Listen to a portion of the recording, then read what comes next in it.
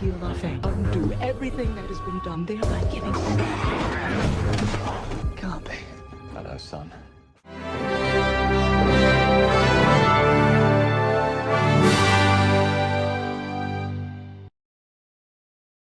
នៅក្នុង Season 2 Episode ទី 6 នេះសាច់រឿងគឺបានត្រឡប់ទៅកាន់ឆ្នាំ 972 ស្ថិតនៅក្នុងប្រទេស Norway ដែល Esther នាងកំពុងតែធ្វើដំណើរកាត់ព្រិលទាំងយប់ដើម្បីមកជួបនឹងបងស្រីបង្កើតឈ្មោះថា Dahlia ដើម្បីពឹងពាក់ឲ្យជួយរឿងសំខាន់មួយដល់នាងបងស្រីបង្កើតរបស់នាងគឺជាធ្មប់ម្នាក់ដែលមានវិជ្ជាខ្លាំងពូកែហើយ Esther បានមកជួបបងស្រីដើម្បីឲ្យប្រើវេទមន្តជួយឲ្យនាងមានកូនព្រោះនាងគិតថាខ្លួនត្រូវបណ្ដាសាដូនតាធ្មប់ទើបបានធ្វើឲ្យនាងមិនមានកូនបែបនេះ Dahlia បានបដិសេធមិនព្រមជួយព្រោះថានេះគឺជាកម្មរបស់នាងដែលមិនព្រមស្នងនៅវេទមន្តធ្មប់សុខចិត្តធ្វើជាមនុស្សធម្មតាប៉ុន្តែនៅពេលដែលឮប្អូនស្រីនិយាយអង្វរកព្រោះយ៉ាងណាយើងនៅតែជាបងប្អូនបង្កើតនឹងគ្នាធ្វើឲ្យ Dahlia នាងទន់ចិត្តប៉ុន្តែខណៈនៅពេលដែលនាងព្រមជួយនោះគឺត្រូវសន្យាថាលះបង់នៅអ្វីដែលនាងចង់បានមកកាន់នាងវិញទោះបីជាការលះបង់មួយនោះវាធំធេងកម្រិតណាក៏ដោយក៏ Esther យល់ព្រមសំខាន់ឲ្យតែព្រមជួយនាងក្រឡេកមកមើលនៅពេលនេះវិញចចក Oliver ត្រូវបាន Vincent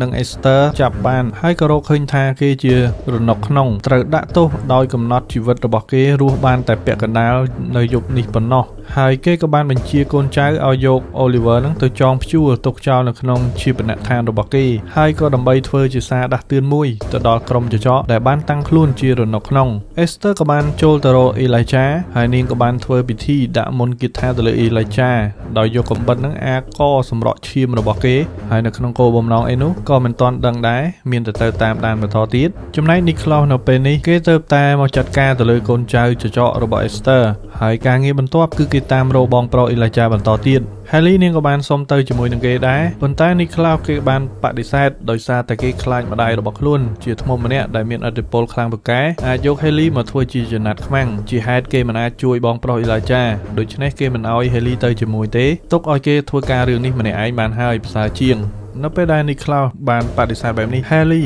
នាងក៏បានមិននៅស្ងៀមដែរគឺនាងបានទៅរក Marcel និងបានពឹងឲ្យគេជួយទៅរារាំង Vincent ដែលកំពុងតែគ្រប់គ្រងក្រុមចក្រនៅក្នុងទីក្រុងហើយនាងនឹងទៅស្វែងរក Oliver ដើម្បីរំដោះគេព្រោះនាងគិតថាវាច្បាស់ជាស្នាដៃរបស់ Esther និងកូនប្រុសរបស់ខ្លួនឈ្មោះថា Vincent នឹងឯងហើយនៅពេលដែលរកឃើញ Oliver ប្រកាសជាអាចរកឃើញ Elijah ផងដែរប៉ុន្តែនាងត្រូវរកដៃគូចចកម្នាក់ទៀតដើម្បីជួយនាងផងដែរនោះគឺជាចចក Jackson ដែលជាចចក Alpha នៅតំបន់ទន្លេបាយូចំណែកឯ Vincent នេះពេលនេះគេកំពុងតែជជែករឿងរ៉ាវដើម្បីចង់ដឹងពីអាចកំបាំងរបស់ Nicholas ពីនាង Cammy បន្តទៀតនៅខណៈពេលដែលជជែកគ្នាបានមួយសន្ទុះ Vincent គេក៏បានហៅភេសជ្ជៈមួយឲ្យនាង Cammy ស្រាប់តែគេកំងដឹងមុនថា Cammy ចូលចិត្តអីដោយនាងមិនដែលបានប្រាប់គេពីមុនមកទាល់ទេសោះដែលធ្វើឲ្យនាង Cammy ចាប់អារម្មណ៍យ៉ាងខ្លាំងព្រោះគិតថា Vincent គេមិនមែនជាមនុស្សធម្មតាទេអាចជាសត្រូវរបស់ Nicholas ក៏ថាបានរួចនាងក៏បញ្ញាប់និយាយលាគេថាមានរឿងសំខាន់ត្រូវធ្វើចាំជួបគ្នានៅពេលថ្ងៃក្រោយចំណែកឯ Nicholas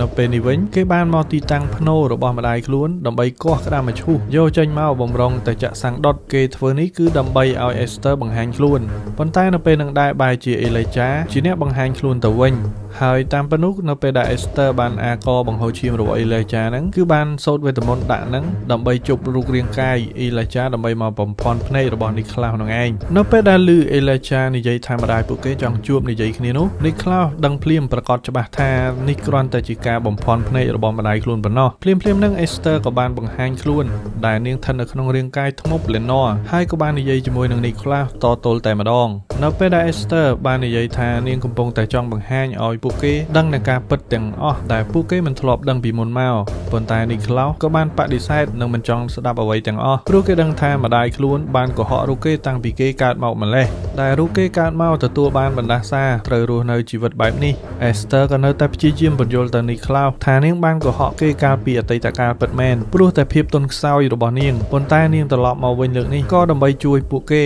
ឲ្យរស់នៅលែងមានសត្រូវមានសុភមង្គលរហូតតទៅ Nicholas ក៏បានសួរថាមានសុភមង្គលឯណាបើពេលនេះសត្រូវដែលគេខ្លាចបំផុតនៅក្នុងជីវិតនោះគឺឪពុកចុង Michelson ក៏ត្រឡប់មកវិញរួមដៃគ្នាជាមួយនឹងធ្មប់ Davina មកកម្ចាត់រូបគេបែបហ្នឹងតើវាជាស្នាដៃរបស់អ្នកណា ស្របពេលដែលខាមីនាងកំពុងតែមកបណ្ណាល័យរបស់ឪពុកមាខ្លួនគឺលោកឪ Karen ដែលគាត់បានស្លាប់តាំងពី season ទី1ម្លេះដើម្បីស្វែងរកព័ត៌មានតាក់ទងនឹងឈ្មោះ Vincent នឹងឯងស្របពេលដែល Marcel ក៏បានចូលមកជួបនៅពេលដែលនាងនិយាយពីរឿង Vincent ទៅប្រាប់ Marcel ក៏បានដឹងភ្លាមថា Vincent ដែលជាមនុស្សថ្មតាមពិតនោះនៅក្នុងខ្លួនរបស់គេគឺជា Finn Michelson ដែលជាបិសាចជញ្ជក់ឈាមម្នាក់និងត្រូវជាបងប្អូនរបស់ Nicholas ផងដែរចំណែក Nicholas ក៏នៅតែបន្តនិយាយជាមួយនឹង Esther ទោះបីជា Esther ខំនិយាយបញ្ចុះបញ្ចូលយ៉ាងណាដោយប្រាប់ថាបើសិនជាតា Michelson ហ៊ានមកតាមរំខានជីវិតរបស់គេទៀតនោះរូបនាងនឹងចេញមកកម្ចាត់គេដោយផ្ទាល់ដៃតែម្ដងNicholas នៅតែបដិសេធមិនចូលដៃជាមួយព្រោះថាគេមានសមត្ថភាពគ្រប់គ្រាន់ក្នុងការទប់ទល់ជាមួយនឹងសត្រូវរបស់ខ្លួនហើយទោះបីជាយ៉ាងណា Esther ក៏នៅបញ្ជាក់ថាខ្លួននៅមានសមត្ថភាពពិសេសជាងគេថែមទៀតនោះគឺនាងអាចធ្វើឲ្យគេបានជួបឪពុកបង្កើតរបស់គេវិញចំណែកនាង Haley នៅពេលនេះគឺនាងបានមករក Jackson នៅតំបន់ទន្លេបាយូហើយភ្លាមៗនោះក៏មានគ្រាប់ព្រួញតម្រង់បាញ់មករកនាងបន្ទាប់មកគេបំរុងតែចូលមកចាត់ការនាងប៉ុន្តែបាន Jackson បានចេញមកខាត់ដែលបរិសម្នាក់នេះគឺមានឈ្មោះថា Ansel គេក៏ជាចចកម្នាក់ផងដែរបន្ទាប់មក Jackson ក៏បាននិយាយរាយរាប់កំឡុងពេលដែលចច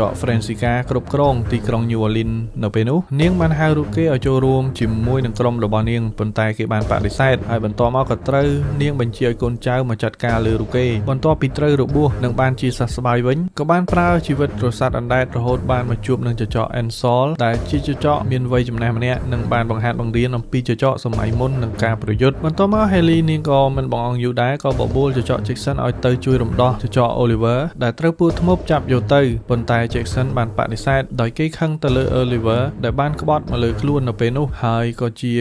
ពេលនេះគឺជាអ្វីដែលគេបានទទួលនៅទង្វើក្បត់មកលើគ្នាឯង Haley នាងក៏បញ្ញាប់ទៅជួយ Oliver ទោះបីជា Jackson មិនទៅក៏ដោយប៉ុន្តែចច Ansel ក៏បានទៅជាមួយដោយនិយាយថាគេមិនសុខចិត្តឈរអោបដៃបើកភ្នែកមើលក្រុមចចស្លាប់ដោយពួកមនុស្សធ្មប់ឡើយយ៉ាងហោចណាស់ក៏បាន Ansel ទៅជាមួយដែរ Esther នៅបន្តនិយាយប្រាប់រឿងរ៉ាវទៅដល់ Nicholas អំពីការបាត់បង់បងស្រីទី1របស់គេឈ្មោះថា Freya តាំងពីពេលនោះមកជីវិតប្តីប្រពន្ធរបស់គាត់រវាងតា Michelson ចេះតែរកាំរកោសហើយចាប់តាំងពីកំណើតរបស់គេគឺ Nicholas នោះឯងទើបធ្វើឲ្យជីវិតគ្រួសារទាំងមូលមានក្តីសុខមកវិញ Nicholas គ្រាន់តែឮបែបនឹងភ្លាមគេក៏បានធុញទ្រាន់នឹងការស្ដាប់រាយរាប់នៅពាក្យកុហករបស់ Esther ម្ដាយខ្លួនគេក៏បានស្រែករក Elijah ហើយ Esther ក៏បានប្រើវេទមន្តរបស់ខ្លួនដើម្បីចាត់ការទៅលើ Nicholas ភ្លាមបន្ទាប់មកឲ្យគេដេកសន្លប់និងស្រមៃឃើញពីអតីតកាលនៅពេលដែលឪពុកបង្កើតរបស់គេបានស្លាប់ដោយស្នាដៃរបស់តា Michelson ក្រោយមកនៅពេលដែល Nicholas បានដឹងខ្លួនមកវិញ Esther ក៏បាននិយាយប្រាប់ថាអ្វីដែលគេបាននិយាយនៅថ្ងៃនេះនោះវាជាពាក្យពិតមិនមែនជាការកុហកឡើយទោះបីជឿឬមិនជឿអាស្រ័យលើខ្លួនគេចោះបន្ទាប់មក Esther ក៏បានប្រាប់ឲ្យ Nicholas ទៅរក Elijah វិញចោះវាដល់ពេលហើយនៅពេលដែល Elijah ដឹងខ្លួនមកវិញនោះគេនឹងក្លាយជាមនុស្សថ្មីបានន័យថាគេធ្វើតាមបេះដូងរបស់គេមិនមែនដើម្បីអ្នកណាទៀតទេចំណែក Marcel និងជានៅពេលនេះពួកគេកំពុងតែតាមដានទៅលើនាង Khami ដើម្បីឲ្យនិយាយជាមួយនឹង Vincent ដើម្បីចង់ដឹងថាគេចង់បានអីពី Khami បន្តទៀតនៅខណៈពេលដែលពួកគេកំពុងតែឃ្លាំមើល Khami និង Vincent នោះមនុស្សចចម្នាក់ដែលជាបរិវាររបស់ Vincent និង Esther ក៏បានឃើញពួកគេហើយ Marcel ក៏បានប្រាប់ឲ្យជាកិច្ចខ្លួនទុកឲ្យគេចាត់ការស្របពេលដែល Haley និង Ansel ក៏បានចូលមកដល់ជាបណដ្ឋានដើម្បីរំដោះ Oliver ហើយគណៈនឹងក្រុមហ្វូងចចដែលដឹកនាំដោយ Vincent ក៏បាននាំគ្នាប្រមូលផ្ដុំដើម្បីលាស់ព័ទ្ធពួកគេ Ansel គាត់ក៏បានប្រាប់ទៅ Haley ឲ្យនាំ Oliver រត់គេចខ្លួនទៅទុកឲ្យគាត់ជាអ្នកចាត់ការទៅលើក្រុមហ្វូងចចទាំងអស់នោះទុកឲ្យគាត់បដៅក្មេងៗម្ដងចំណែកជានៅពេលដែលនាងចូលមកជួយនឹង Marcel ក៏ត្រូវចចម្នាក់នោះខំទៅលើរូបនាងហើយ Marcel ក៏បានមកចាត់ការទៅលើចចម្នាក់នោះពីក្រោយនិងបានខ្វេះបេះដូងរបស់គេចេញមកក្រៅនៅពេលដែល Haley នាំ Oliver ចេញមកខាងក្រៅក៏បានជួបនឹងក្រុមរបស់ Eden ដែលដឹកនាំក្រុមចចស្ថិតក្រោមបញ្ជារបស់ Esther ផងដែរនោះ Oliver ក៏បានចេញមុខមកសួរទៅពួកគេតើពួកគេចង់សម្លាប់គ្នាឯងឬយ៉ាងណាគេក៏បានបញ្ជាក់ថាទោះបីជាគេស្លាប់នៅពេលនេះដោយភាពឆៅល្ងង់ជឿទៅលើពួកធ្មប់គេក៏សុខចិត្តប៉ុន្តែនៅក្នុងចិត្តរបស់គេមិនដែលប្រយុទ្ធដើម្បីអ្នកណាក្រៅពីក្រុមមនុស្សចចឡើយគឺប្រយុទ្ធ យុទ្ធតែមួយគត់ដើម្បីក្រុមចចកមានសេរីភាពនៅពេលដែលបានឮសម្ដីរបស់ Oliver បែបនេះ Eden ដែលខ្លួនស្ថិតនៅក្នុងអំបូរចចកផងដែរនោះគេក៏បានបើកផ្លូវឲ្យពួកគេទាំងពីរនាក់បានចាក់ចេញទៅដោយសម្រួលចំណែក Niklaus នៅពេលនេះគេក៏បានមកដល់ជាបណដ្ឋានផងដែរស្របពេលដែលគេបានឮសម្លេងមានអ្នកកំពុងតែប្រយុទ្ធគ្នា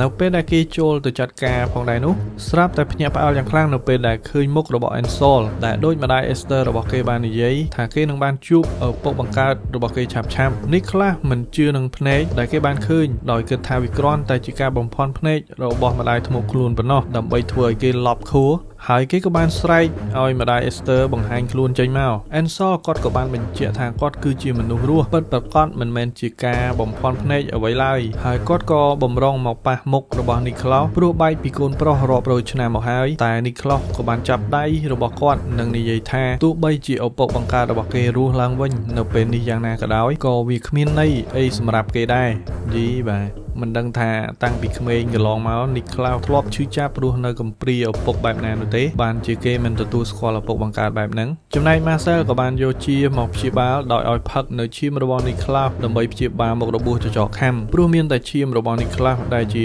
hybrid original ប៉ុណ្ណោះទើបអាចព្យាបាលមុខរបួសរបស់នាងបានស្របពេលហ្នឹង Kami ក៏បាន call មកប្រាប់ថាការនិយាយគ្នាជាមួយនឹង Vincent ដូចជាមិនមានបញ្ហាអ្វីដែលធ្វើឲ្យគេចាប់កំហុសនាងបានទេហើយមើលទៅពេលនេះគេហាក់បីដូចជាចូលចិត្តនាងផងដែរ Marcel ទម្លាក់ទឹកមុខភ្លាមដោយសារតែ Kami ក៏ជាមនុស្សដែលគេស្រឡាញ់ម្នាក់ផងដែរនៅពេលដែលឮអ្នកផ្សេងចាប់អារម្មណ៍បែបនេះដូចជាមិនសនុកចិត្តសោះ Oliver និង Haley ក៏បានមកដល់ទន្លេបាយូវិញនិងបានជួបជាមួយនឹង Jackson Oliver គេដឹងខ្លួនថារស់មិនបានយូរទៀតទេគេក៏បាននិយាយសុំទោសនៅរឿងគ្រប់យ៉ាងដែលគេបានសាងកន្លងមកព្រោះតែគេធ្វើបែបនេះដោយសារភាពឆោតល្ងង់របស់ខ្លួនមួយពេលដែលចង់ឲ្យមនុស្សចចកមានចិញ្ចៀន Moonlighting ទាំងអស់គ្នាហើយមិនស្ថិតនៅក្រោមការគ្រប់គ្រងរបស់នរណាម្នាក់តែនៅទីបំផុតគេត្រូវបរាជ័យនៅពេលដែលនិយាយនោះជីវិតរបស់គេក៏ចាប់ផ្ដើមអស់ពេលដោយសារតែអំពើធ្មប់ហើយពាក្យចុងក្រោយរបស់គេផ្ដាំទៅ Jackson នោះគឺថាឲ្យគេធ្វើជាមេដឹកនាំថ្មីជា Alpha សម្រាប់ផ្ដល់សេរីភាពឲ្យក្រុមមនុស្សចចកបានសម្រេចផងដែរដើម្បីកូនចៅចចកចំនួនក្រោយទៀតនៅទីបំផុត Oliver ក៏បានដាច់ចោលស្លាប់នៅពេលហ្នឹងទៅចំណែក Niklaus ក៏បានរកឃើញទីតាំងរបស់ Elijah ដែលត្រូវ Esther យកមកឃុំនោះ Esther ក៏បានបង្ហាញខ្លួនស្របពេលនឹងដែរដោយនិយាយថា Elijah គេនៅមិនទាន់ដឹងខ្លួននោះទេដរាបណា Niklaus មិនទាន់ទទួលយកសំណើរបស់ខ្លួន Esther ក៏បានបញ្ជាក់ថាបរិះដែលគេបានដឹងថាជាឪពុកបង្កើតនោះគេពិតជាមនុស្សពិតប្រាកដមិនមែនជាការបំភាន់ភ្នែកគេឡើយនេះជាកាដូធំសម្រាប់ការផ្ដល់ឲ្យគេដែលមិនដែលមានឪពុកពិតហៅនឹងគេពីមុនមកហើយកាលពី 1000 ឆ្នាំមុនដែលគេបានឃើញថាឪពុកបង្កើតរបស់ខ្លួនស្លាប់នោះវាគ្រាន់តែជាការបំភាន់ភ្នែកចំពោះការតាមសម្លាប់របស់ Michelson ប៉ុណ្ណោះតែតាមពិតគឺរូបនាងបានឲ្យគេទៅរស់នៅដាច់ពីគ្នារវាងនាងនិងគេតាំងពីពេលនោះមកចំណែក Niklaus ក៏មិនបានត្រេកអរអីដែរថែមទាំងធ្វើឲ្យគេកាន់តែស្អប់ទៅលើ Esther ជាមុនថែមទៀតនៅពេលដែលឮកូនរបស់ខ្លួននិយាយបែបនេះ Esther ក៏បានខកចិត្តយ៉ាងខ្លាំងទោះបីជានាងខំព្យាយាមបញ្យល់ឲ្យយល់ពីជំរឿចិត្តរបស់ខ្លួនយ៉ាងណាក៏ដោយ Niklaus ក៏បានស្រែកខ្លាំងៗថាការត្រឡប់មកវិញរបស់ម្ដាយខ្លួននៅពេលនេះគឺវាគ្រាន់តែដើម្បីយកជីវិតកូនស្រីរបស់គេប៉ុណ្ណោះគុំស្មានតែគេមិនដឹងនោះ Esther នាងក៏បាននិយាយទាំងចង់ដាច់ខ្យល់ថាគេនៅមិនទាន់យល់ពីបំណងរបស់ខ្លួននៅពេលនេះទេនិងបានប្រើវេទមន្តរបស់ខ្លួនដើម្បីទប់ទល់ជាមួយនឹង Niklaus ប៉ុន្តែ Niklaus ក៏មិនបានសម្លាប់ Esther ម្ដងទៀតដែរគេគ្រាន់តែប្រញាប់គ្រាយក Elijah ចេញទៅសាច់រឿងក៏បានបង្ហាញទៅកាន់អតីតកាលនៅពេលដែល Esther បានបាត់បង់កូនស្រីច្បងឈ្មោះថា Freya ទៅកាន់ Dahlia ដែលជាបងស្រីបង្កើតរបស់ខ្លួនព្រោះតែនាងធ្វើការទាមទារតាមការសន្យារបស់ Esther ចំពោះការលះបង់នោះគឺនៅពេលដែលកូនរបស់នាងកើតម្នាក់គឺត្រូវតែប្រគល់កូនម្នាក់ទៅឲ្យ Dahlia ហើយការលះបង់បែបនេះគឺតគ្រប់ចំនួនតរហូតដល់ចៅ Esther ក៏បាននិយាយទៅកាន់បងស្រីថានាងនឹងខំប្រឹងរៀនវិជ្ជាធ្មប់ឲ្យខ្លាំងពូកែជាងបងស្រីខ្លួននិងធ្វើឲ្យបងស្រីនាងសងមកនាងវិញទាំងអស់នៅការឈឺចាប់ទាំងអស់នេះ Dahlia ក៏បានអស់សំណើចព្រោះនាងដឹងថា Esther គ្មានសមត្ថភាពអីខ្លាំងជាងនាងនោះទេតាមពិត Esther គឺនាងចង់ជួយNiklausប៉ុណ្ណោះគ្មានបំណងបំផ្លាញNiklausទេព្រោះនាងដឹងថាប្រសិនបើជាកូនស្រីរបស់Niklausឈ្មោះថា Hope ត្រូវជាចៅរបស់នាងនៅរស់ប្រកាសជាមិនយូរទេ Dahlia បងស្រីបង្ការរបស់នាងនឹងតាមមកយកជាក់ជាមិនខានដូច្នេះនាងចង់ការពារគេប៉ុណ្ណោះនៅពេលនេះរងចាំតាមដាននៅអ៊ីពីសូតបន្តទៀតពី Admin MT ជួបគ្នានៅវីដេអូក្រោយទៀតអរគុណ